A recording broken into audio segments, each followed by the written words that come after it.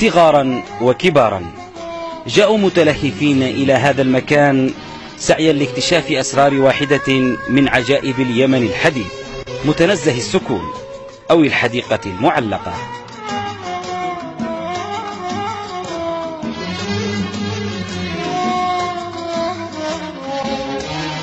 فعلى أطراف هذا المنحدر الصخري المطل على واد سحيق بمنطقة التربة جنوب محافظة تعز اليمنية شيد واحد من أجمل المتنزهات في البلد وأكثرها إبداعا، حتى أصبح يستهوي آلاف الزوار القادمين من مناطق محافظة تعز والمحافظات المجاورة لها.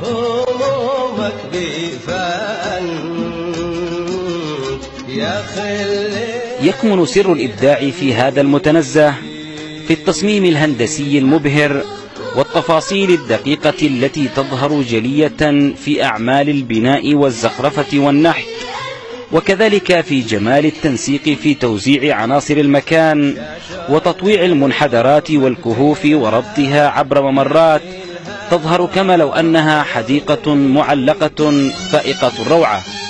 فعظمة المكان وشغف التحدي وسنوات الخبرة الطويلة في مجال الهندسة جميعها عوامل دفعت أحد رجال الأعمال في المنطقة وهو مغترب في إحدى دول الخليج لتشييد هذه الأعجوبة التي بدأ العمل فيها قبل نحو 10 سنوات دون أن يكتمل بشكل كلي نتيجة للأحداث التي تمر بها اليمن حاليا.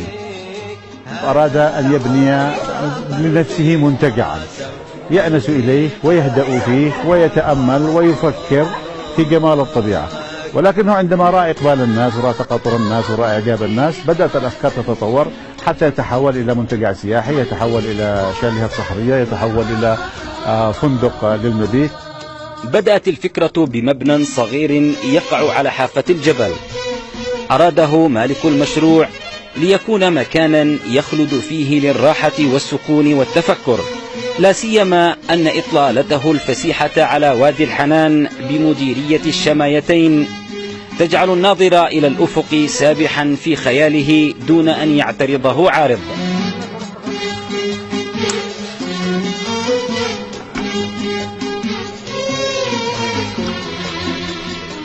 التجوال في المكان والاقتراب من تفاصيله المدهشة يمثل تجربة فريدة يزيد في تفردها تلك الممرات الضيقة التي بنيت على أطراف منحدرات عالية الارتفاع، ما جعله قبلة لآلاف الزوار الذين جاءوا لخوض التجربة والتقاط الصور التذكارية.